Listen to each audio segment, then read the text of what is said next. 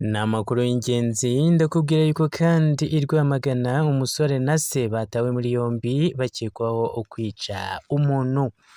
Umusore w'imyaka 24 hamwe na se umubyara bo mu karere ka Rwamagana, ni mu murenge wa Fumbwe, batawe muri yombi n'inzego z'umutekano bakekwaho kwica umugabo w'imyaka 50. Byabereye rero mu kagari ka Nyamirama, ni mu mudugudu wa Bigarama mu murenge wa Fumbwe. Aha ngaha ni mu ijoro ryo kuwa 13 rishyira kuwa 14 Mata umwaka wa 2026. Umunyamabanga nshingwabikorwa w'umurenge wa Fumbwe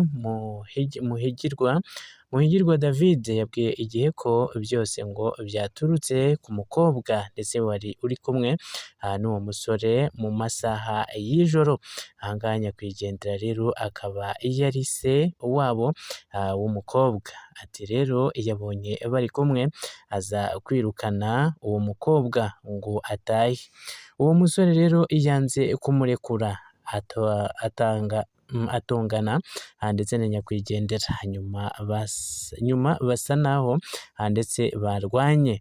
Wa musore wari afite icupa ndetse yari yazanyemo inzoga, yarifashe arimukubita ku mutsi w'ijosi arawupfumura. Mu gihe kandi bakirwana, se w'umuhungu nawe yaraje akubita inkoni nyakwigendera birangira apfuye. Aha ngaha rero murumva yuko rero ari ibintu bikomeye cyane. Bose rero ise n'umuhungu rero bose bakaba batawe muri yombi.